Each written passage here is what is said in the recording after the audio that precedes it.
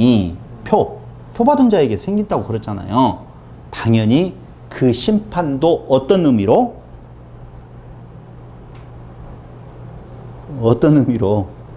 돈에 대한 내용의 심판인 것이 틀림없어요. 그런데 이건 진짜 제 생각이에요. 어디에다가 누가 주장을 해서 이렇게 말을 하는 거 아닌데요. 이 심판이 도대체 뭐냐. 악성 종기가 난다는 말이. 뭐예요? 종기가 뭐냐고. 돈을 따라갔는데 여러분 지금 첫째 대접, 둘째 대접, 셋째 대접 계속 나오거든요. 다 무엇하고 연결시켜야 된다? 경제적인 거하고 연결시켜야 된다라고 하는 내용이에요. 그래서 인생의 전반적인 내용을 보면 그걸로 인하여서 생기는 여러 가지의 문제점들 중에 하나가 질병일 수 있다고요. 종기가 생기는 부분에 대한. 그러니까 제 이야기는 그걸로 인하여서 어떤 생각에 대한 복잡성. 이해됐어요?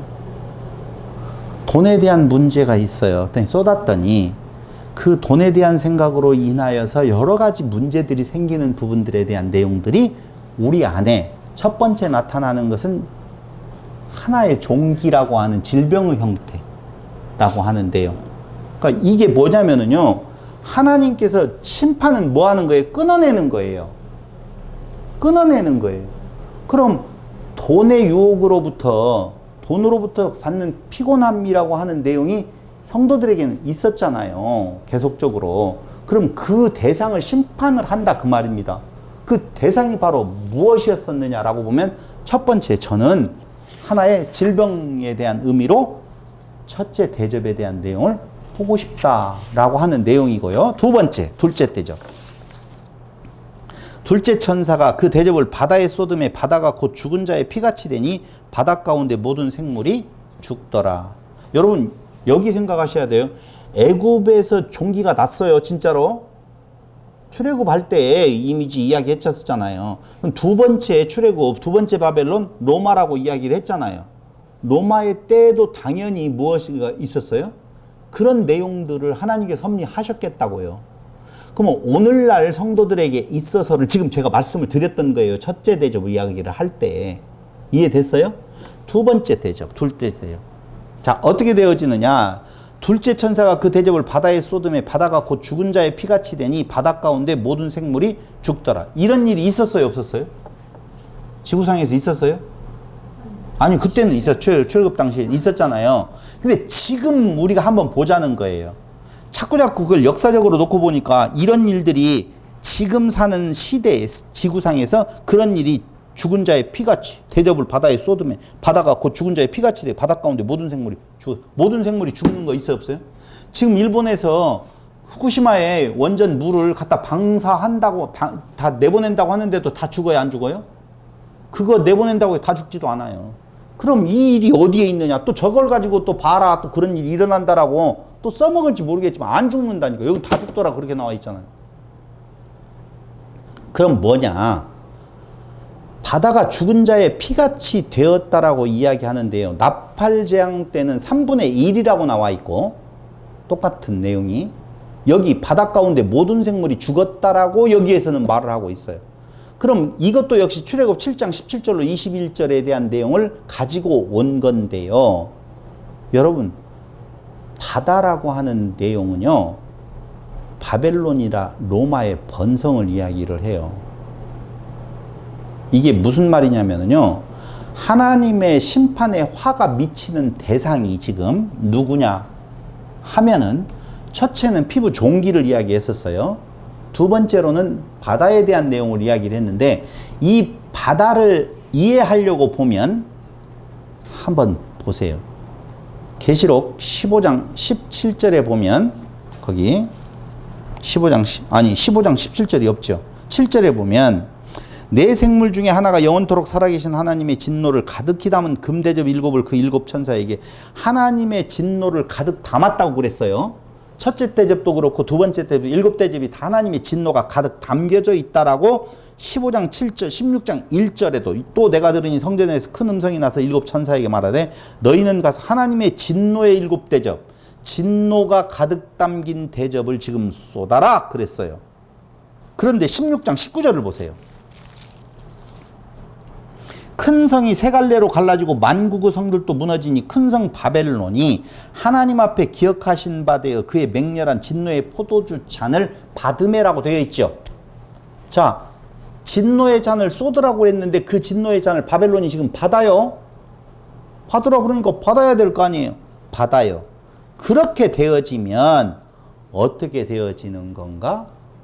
그것이 역시 기근 상태가 임하게 되어진다는 거예요. 왜냐하면 당시에 로마라고 하는 나라는요, 바벨론이라고 하는 내용에 있어서 우리가 찾아봐야 될 것이 있는데요. 계시록 18장에 보면은요, 바벨론은요, 해상무역으로 굉장히 번성함을 이루어요. 바벨론 18장 거기 보세요. 이걸 어디를 찾아보라고 이야기를 해야 되냐면요, 12절로 13절을 보세요. 18장 12절로 13절.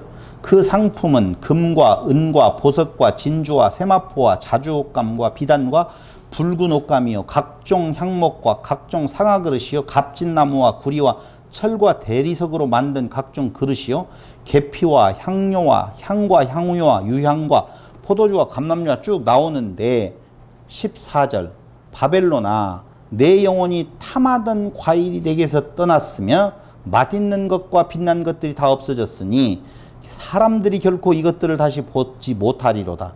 바벨론으로 말미암아 치부한 이 상품의 상인들이 그의 고통을 무서워하여 멀리 서서 울고 애통하여 이르되 화이또다 화이또다 큰 성이여 세마포 옷과 자주옷과 붉은 옷을 입고 금과 보석과 진주로 꾸민 것인데 지금 바벨론의 번성을 분명히 이야기하죠. 보세요. 그러한 부가 한 시간에 망하였도다. 모든 선장과 여기 나오잖아요.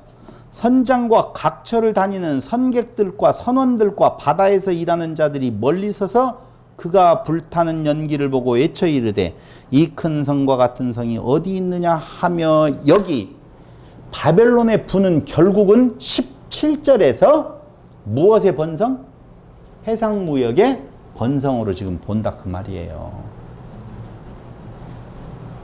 그런데 그게 어떻게 되어져 버렸는 건가? 죽은 자의 피같이 되었다라고 이야기를 하고 있는 거예요. 그래서 해상무역으로 번성하는 바벨론, 그러한 부를 거머쥔 바벨론이 결국 망하게 되어진다 그 말이에요. 여러분, 기근이 임했다고 제가 말을 하잖아요. 그럼 그걸 또 우리 안에다가 또 접목을 해버리면 이게 건건이마다 이번까지만 접목을 해볼게요. 나름대로 바벨론 세력의 지배 아래에 있는 육체의 소욕이 물질적인 풍요로 인하여서 하나님을 떠나게 되어진다라고 할 때 그걸 어떻게 해야 돼요? 잘라내줘야 될 거 아니에요. 그렇죠? 아까는 뭐였었어요? 질병에 대한 내용이 있다라고 보면 지금은 기근이라고 하는 부분에 대한 내용으로 이야기를 하잖아요. 내가 그 물질적인 것으로 인하여서 하나님과 멀리 떨어지게 되어질 때에 그 물질적인 것에 대한 내용, 기근에 대한 내용이 올 수 있다는 거예요. 아까 이야기했던 해상무역에 능통했던 바벨론, 로마 전부 다 결국은 패망하게 되어지는데 결국 애굽도 어디에서 패망하게 되어져요? 물에서 패망하게 되어지는 거거든요. 그들의 그 풍요로웠던 것이 그 피된 물로 인하여서 그 군대가 다 무너짐으로 인하여서 그 왕조가 바뀌는 결과를 가져왔다라고 이야기를 하더라 그 말입니다. 그래서 피라고 하는 것은요 고난을 의미하는데요 바닷 가운데 있는 모든 생물이 죽더라라고 이렇게 표현되어지고 있는 것이 원문에 보면은요 바닷 가운데 살아있는 모든 영혼이 죽더라라고 번역할 수 있어요. 그러니까 생물이 죽는 것을 바닷 가운데에 대한 내용에 있어서 물고기 죽는 것으로 생각하면 안 된다 그 말입니다. 그 영혼이 죽게 되어지는 그 물질로 인하여서 결국은 그 영혼이 죽게 되어지는 일들이 있다라고 지금 설명할 수 있다니까요. 그런데 8장 9절에 보면은요, 거기 같은 내용이 나오는데요. 나팔지향 때인데요. 8장 9절을 한번 보세요. 바닷 가운데 생명 가진 피조물들의 3분의 1이 죽고 배들의 3분의 1이 깨지더라 라고 나오는데 거기 생명 가진 피조물이라고 되어져 있잖아요. 그 생명은 영혼이에요. 근데 그 생명이라고 하는 영혼은요, 오직 누구에게만 적용되는 단어냐면은 인간에게만 적용되어지는 단어예요. 그러니까 나팔 심판이 있었을 때에 9절에 나오는 바닷 가운데 둘째 천사 나팔을 불 때 바닷 가운데 생명 가진 피조물들의 3분의 1이 죽고 배들의 3분의 1이 깨지더라라고 하는 내용은 3분의 1이 죽는 것이 물고기가 아니라는 거예요. 인간의 영혼이 죽게 되어지는 부분이에요. 그러니까 오염되어진 영혼들을 어떻게 해요? 잘라내게 되어지는 하나님의 창조의 역사 섭리가 여기에도 들어있다라고 말씀을 드릴 수가 있는 것입니다. 그럼 바다 생물, 인간의 죽음은요, 결국 죽는 것이 아니라 무엇 받는다? 고통을 받는다라고 하는 내용이에요. 3분의 1이 죽더라, 다 죽더라라고 하는 말이 다 죽어버렸으면 끝났잖아요, 이제. 그 다음에 있을 것이 없잖아요. 다 죽었는데 뭐가 있어요? 그건 육체가 죽는 것이 아니라 그 죽음으로 표현되어지고 있는 것은 무엇이에요? 고통이라 그 말입니다. 그걸로 인한 고통이 물질이 많아. 합의했어. 666의 표를 받았단 말입니다. 그 마음이 있는 내게 있어서 물질이 통용되게 되어지고 매매를 할 수 있게 되어지고 편안한 삶을 사는데 하나님의 심판은 그곳에 임한다 그 말이에요. 무엇 하려고? 순수한 하나님 자녀 만들어 가시려고. 그러니까 질병으로, 때로는 기근으로, 여러 가지 방법으로. 근데 그걸 무엇로 생각하시면 안 되냐면요, 물질이 다 없어진다는 것이 아니라니까요. 고통이 임한다 그 말이에요. 그걸로 인한 고민이 생긴다 그 말이에요. 일만하게 뿌리는 뭐예요? 돈이잖아요. 결국은 거기로부터 오는 것이 너무너무 많다니까. 이걸 여러분들이 어떻게 받아들일지는 잘 모르겠어요. 그래서 바다 생물, 인간의 죽음으로 몰아가는 해상재앙이라고 하는 내용이 아까 우리가 봤었잖아요. 바다 18장에 나와 있는 내용에 대한 내용이 돈에 대한 여러 가지, 돈으로 인한 여러 가지의 고통들이 우리 삶에 있게 되어지는 것은 그걸 끊어내어지는 하나님의 심판의 현장이라고 보셔야 된다는 것입니다. 셋째, 대접심판입니다. 여기도 역시 2장에와 같이 피같이 된 바다에 대한 내용이 나오는데요. 마찬가지로 6장 10절 어느 때까지입니까? 라고 하는 기도에 대한 응답인데요. 출애굽기 7장 17절로 21절을 모티브로 해서 여기도 역시 셋째 대접심판에 대한 내용이 나옵니다. 근데 여기에 셋째 대접심판부터는 시간이 조금 부족하니까 여기 좀 조금 더 설명이 좀 필요해요. 그래서 셋째 대접부터는 다음 시간, 넷째, 다섯째, 여섯째, 일곱째까지 연속으로 이어서 말씀을 드리도록 하겠습니다. 어쨌든 대접심판에 대한 내용을 우리는 그동안에 너무 벙벙하고 형이상학적으로 생각을 했었는데 대접심판은 그게 아니고 나팔심판하고 똑같은 내용이다.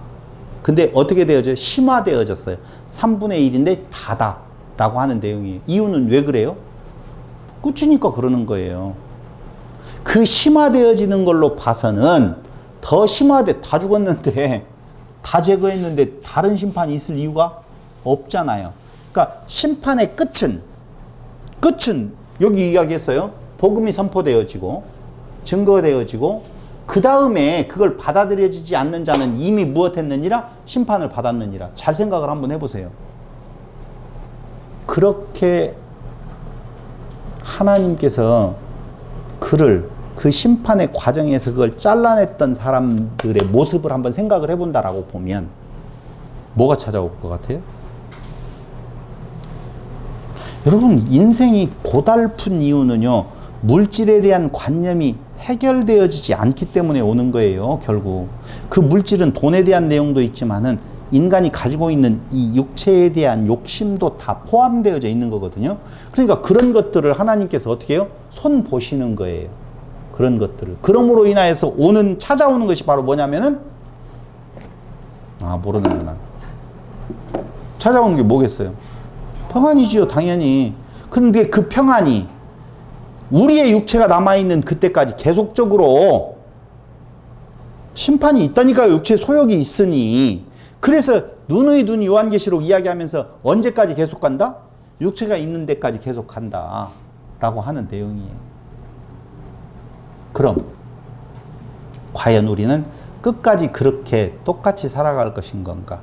이게 지난번에 우리 곡성에서 열왕기를 끝내고 오면서 박도영 집사님하고 이야기했던 거예요. 우리의 삶은 도대체 진짜 다 똑같은 건가? 변화가 있는 건가? 없는 건가? 저는 지난번에 정 집사님하고 통화를 하면서 그런 느낌을 받았어요. 어떤 느낌을?